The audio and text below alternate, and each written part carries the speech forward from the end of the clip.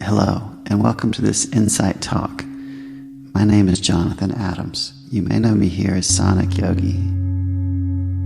In this talk, we will explore some of the possible origins of stress and how to become more aware of this process and to consciously move towards peace and harmony. Many years ago, I had a very intense and jarring awakening. In this awakening, I came to see many of the fallacies of my own mind.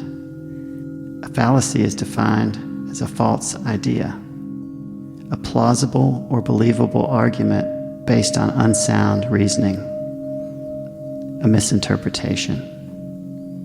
This awakening was both a mental adjustment as well as a physical transformation or recalibration. It was from this experience that I realized that the mind and body are so intimately interconnected. So if the mind experiences a transformation or a new realization, the body is likely to shift. And if the body experiences a transformation through diet, exercise, yoga, the mind may also shift. And this is the basis for most of mind-body practice. During this awakening, I felt as if I was losing my mind, but I also found my heart. As I processed these mental changes, I came to see that I was actually going sane. I came to see that the consensus view that I had adopted was actually destructive and problematic. So in this series, I'd like to look at some insights. With these insights, we will challenge some of the assumptions of our mind. I have found that it is in looking at some of our most basic assumptions about our perceptions where the real change can occur. This is where real peace, real harmony can be grounded and experienced. Insight basically means coming to an awareness of something that we were not previously aware of. With each insight, we will potentially free the mind from a cognitive dissonance, a fallacy, or an untruth that colors our perception and creates ongoing stress. With each insight, we will allow the nervous system to recalibrate. Our thoughts are essentially vibrations. And so this sort of exploration goes hand in hand with sound therapy and sound frequency. Entrainment with sound frequency is a way to experience these states of harmony, at least temporarily. And so we can experience the vibrational target, so to speak. As we learn to work with our own minds, we can come back to that space over and over. In today's talk, we will explore our innate sovereignty of our own nervous system. One of the chief fallacies of the mind is that the solution to the mind's problem is outside of the mind. And so we seek to change circumstances or people or situations. However, the truth is that the solution for the mind is within the mind. So the insight here for consideration is twofold or double-edged. The first insight from my own experience, and I believe this applies in the vast majority of cases, is that I am the producer and experiencer of stress. I am the producer and experiencer of stress. Physiologically speaking, then, stress is generated within me. My thoughts have the ability to produce a physiological reaction, and then that reaction can manifest as stress in the body. However, the opposite is also true.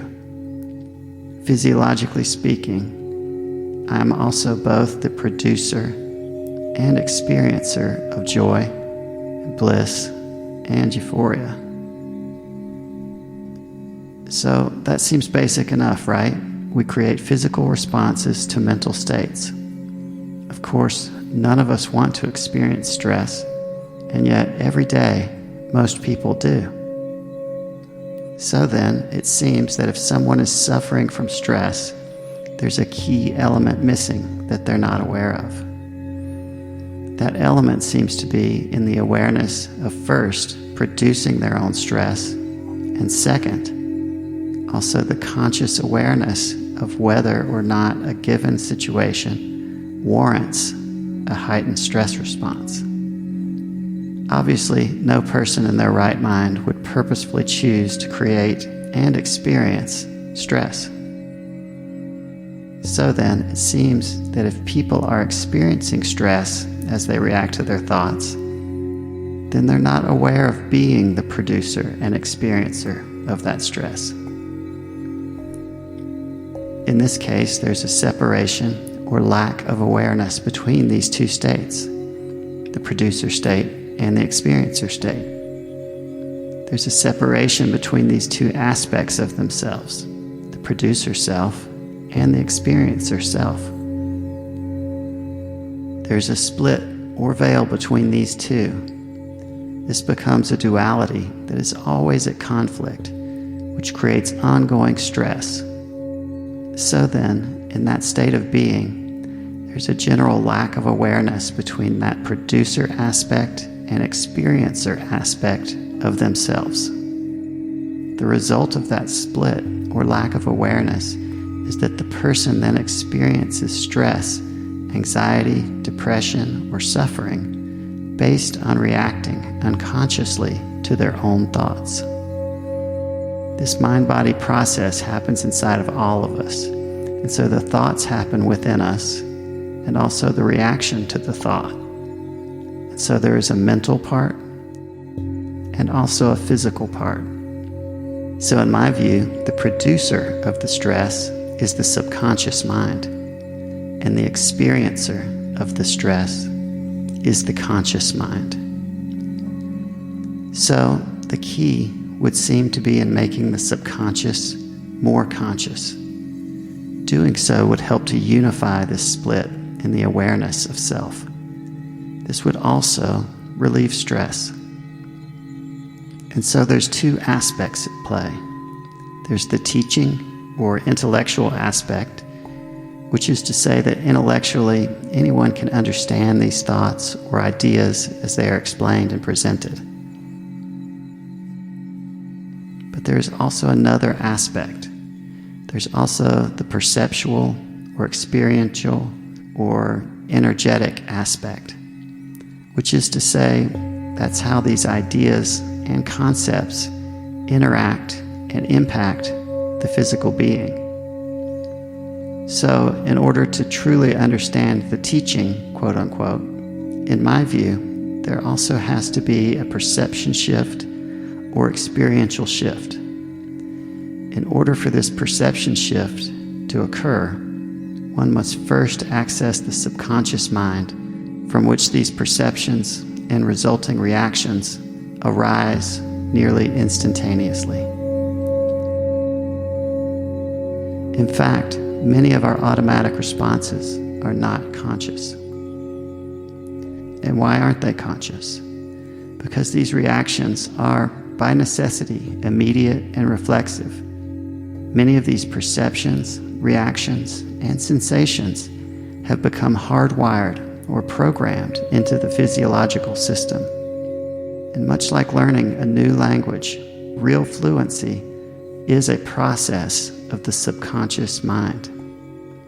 If you've learned a new language, you know that in the beginning of that learning process, it is all in the conscious mind, and you're constantly having to think of things through very slowly and think about, what does this word mean, or what's the verb I need here, and so on. As you develop fluency with that language, it becomes more programmed into the subconscious mind, and those words and phrases and verbs become more and more fluent. And so it's the same with recalibrating our minds towards harmony. We have to become more and more fluent with this language of internal frequency. As we develop fluency, we become aware of the frequency and harmony that our thoughts are producing within our body.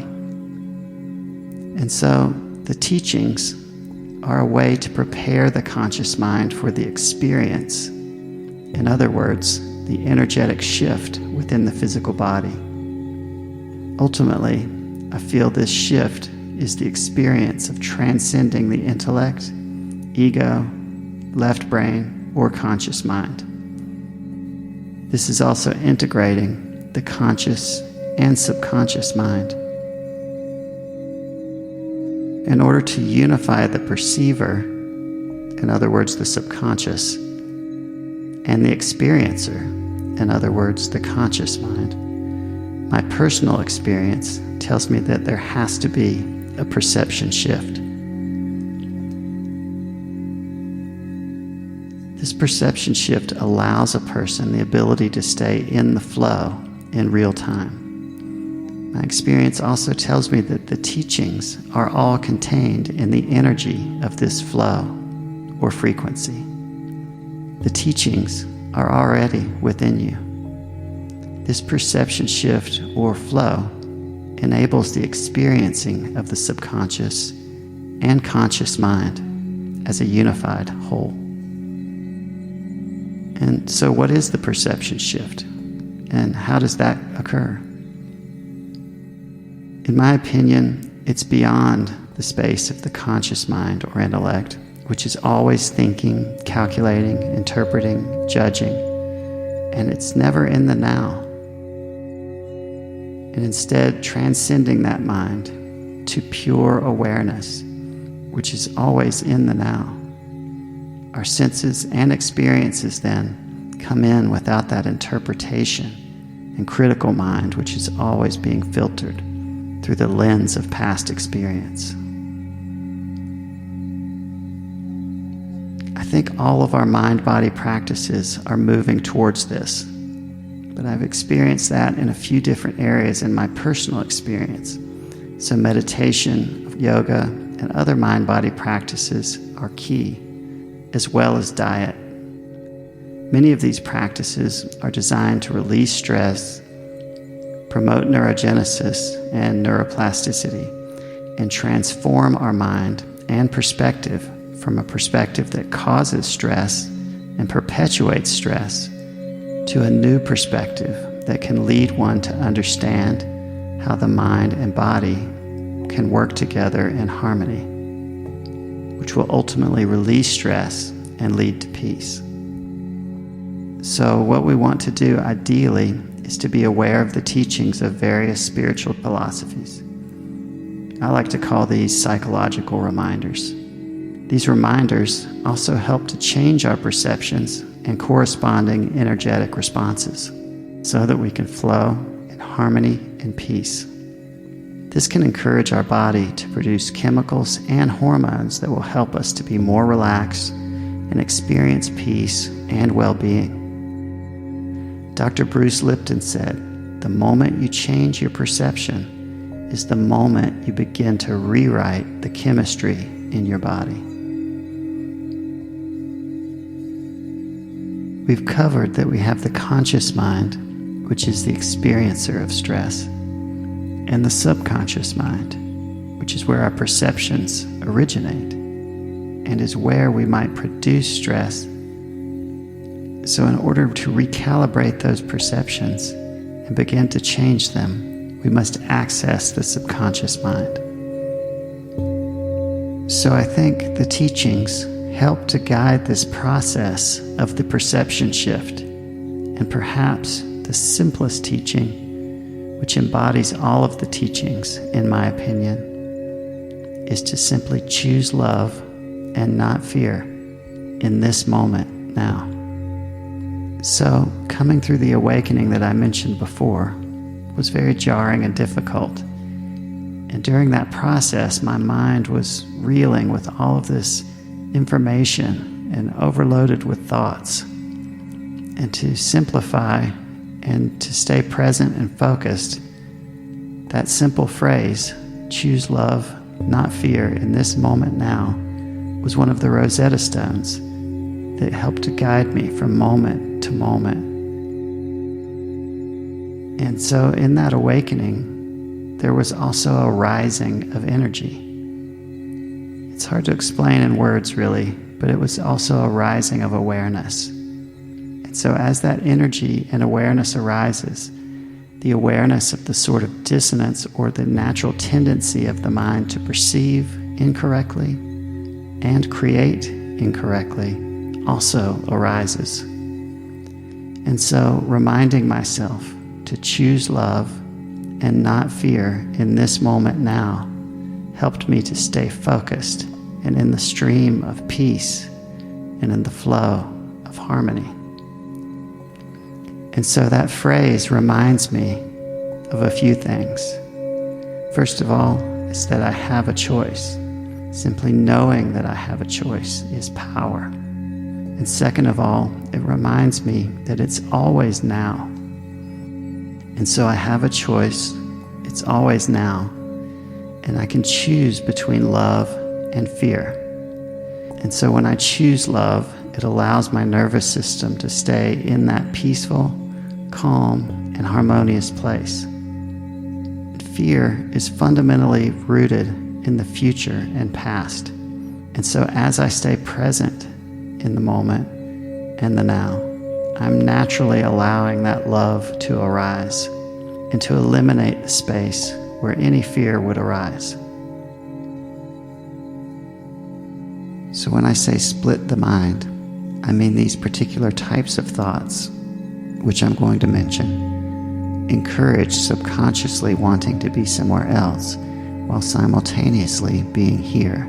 And this creates a split in our consciousness. And so, for example, if I desire, say, a sports car, or whatever it may be, then I'm here, but I'm imagining that I need that thing that's over there.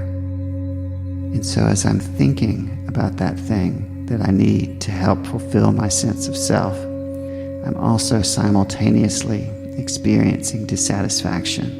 And so within the seed of that desire is also the seed of dissatisfaction and even self-loathing. And so that's a deep subconscious energy that may be there that I may not fully notice in the moment. That illustrates to some degree the split between the conscious mind and the subconscious mind.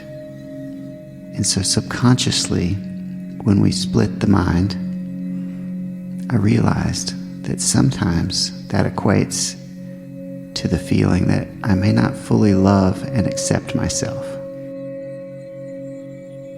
In which case, I needed that something else out there to complete me.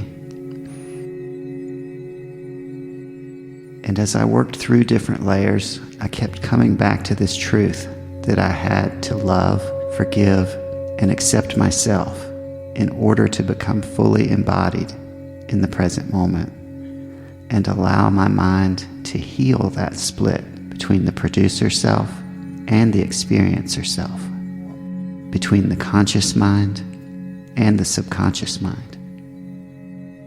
So some other qualities or tendencies of the mind to split are things like the need to protect identity. In other words, we may imagine who we are and then defend that image. In addition, non-acceptance of a situation or not wanting to be in a situation, and so we put ourselves into a sort of escape mode mentally. Again, we're splitting ourselves between not wanting to be here and wanting to be there. So there's often a split between here and there. However, fundamentally, we're always here and it's always now. And so that splitting of the mind is a quality of aversion or desire or greed, of unforgiveness and expectation and attachment. And so all of these different qualities can be things that we subconsciously give power to, and then they ultimately create stress. So now I'm going to look at the opposite of this. Conversely, when I'm grateful and content with all that I have, the mind is unified and whole, because there's not a split there. I'm fully here and present in the now, and in full acceptance. This is not to say that we should never affect change. However, splitting the mind creates a state of craving for a future moment at the expense of avoiding the present moment. This is not ultimately productive. So when I seek change, I realize it's also important to stay present with the moment. Notice that these beneficial thought patterns from various moral teachings or spiritual traditions encourage presence, unity of mind, and awareness of this now moment. And so some of these qualities are things like honesty, authenticity, gratitude. When we're grateful, we're not here and then desiring to be somewhere else or wanting to avoid this moment. When we're grateful, we're fully here in this moment. And so gratitude is like the doorway back to the present moment. What are some other words or other qualities that encourage coming back to the present moment? Things like humility, empathy, love, acceptance, curiosity, joy, forgiveness, feeling, non-resistance, patience, trust. So notice that all of these words, all of these qualities, there's an energy behind them. We know the words love, trust, gratitude, but behind these words is an energy. And as we become more and more in touch with that energy, these cease to be just words, but they become energies that we experience as we direct our own consciousness. And what I found is that meditation is like an amplifier that amplifies our awareness of the energy that we produce. And so just like my amplifiers for my musical instruments, they take a signal and they amplify it so that it's louder. In many ways, my meditation practice is also like that. It amplifies the signal of my subconscious mind. And with that amplification, I begin to notice these energies more and more. And I can simply begin to operate and make choices in a way where there's harmony and flow. And so, as my awareness increases, I simply choose those patterns that are beneficial. A simple example is that when we're small children, we may not be aware that touching the stove is bad, for example, and that it's going to hurt. But as soon as we feel that heat from the stove, our awareness quickly tells us that that's not what you want to touch. And similarly, as adults, we can sort of lose the awareness within our own mind and body connection and simply begin to engage in thought patterns that are not beneficial.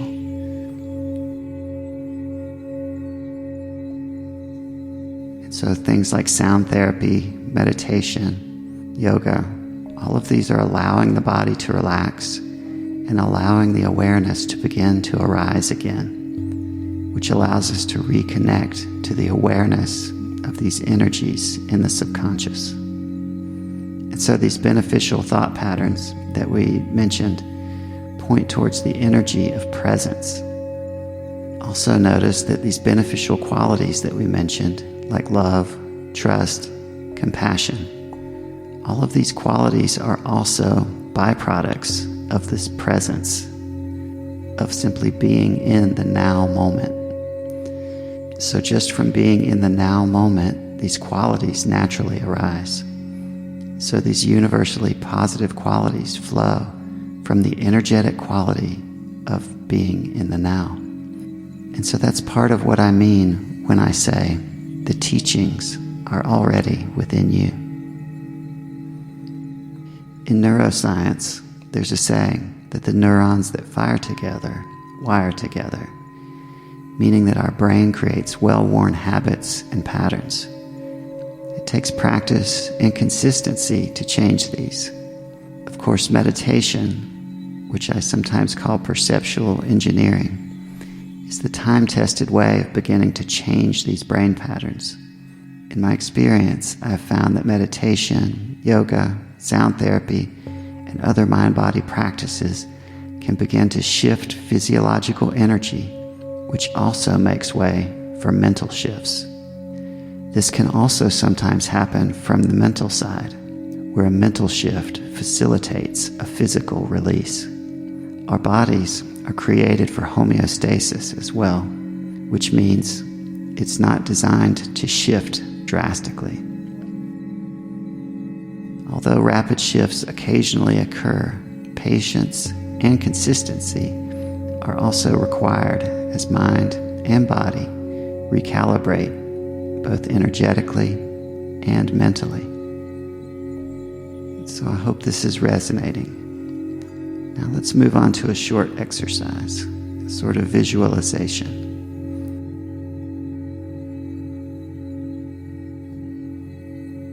So if you'd like, go ahead and close your eyes, or feel free to keep them open a little bit if you prefer. We're going to do a short visualization. So take a moment to focus on your breath. Notice the air as it comes in and out of your nostrils. Notice the rising and falling of your chest and abdomen. Simply notice each breath.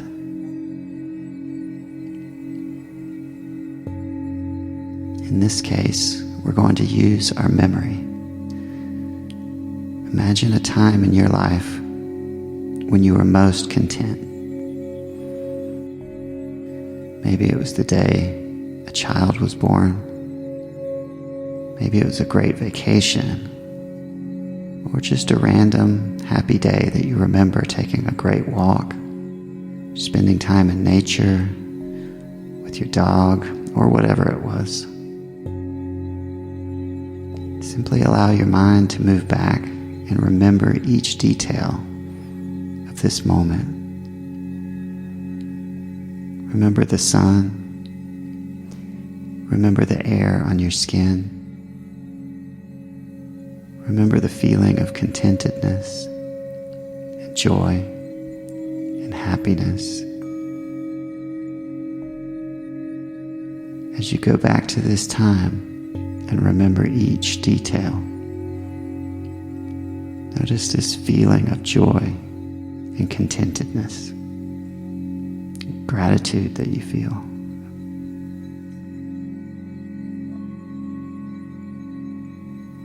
Take the next few moments just to remember these feelings and allow them to arise in your being.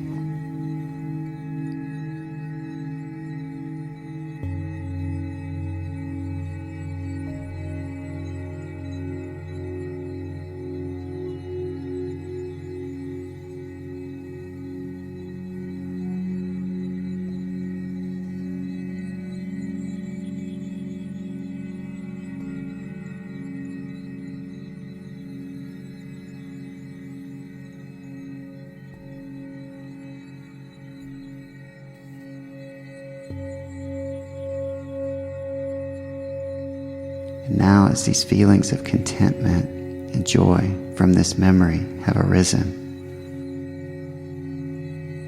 notice that as we were guided in this visualization, that this feeling is also a choice that we produced. Notice that we produced this feeling from the memory and are also experiencing this feeling. And notice that each of these feelings are arising in the present moment. Notice that the vast majority of the time,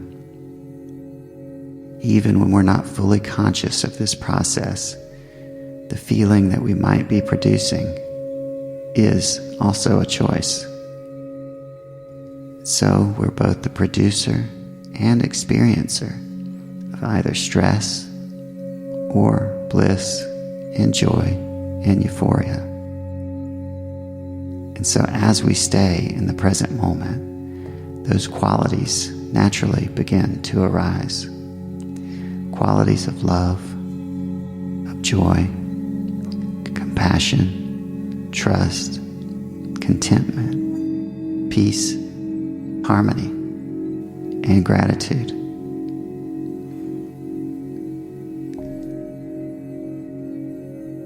So that concludes the visualization. Gently begin to bring your awareness back outwards. And so, to recap, the takeaway is that we are sovereign within our own nervous system. Within our mind-body system, in the vast majority of cases, we are both the producer and experiencer. And as we learn to stay more present and connected and centered, those positive and beneficial qualities and feelings naturally begin to arise. Our practices help us begin to make this shift and return to peaceful, centered awareness more and more consistently. If you have comments or questions, please leave them here or in the Sonic Yogi meditation circle. Your feedback and answers will also bring insight and consideration to the table. Together, we will explore and discover. Thank you.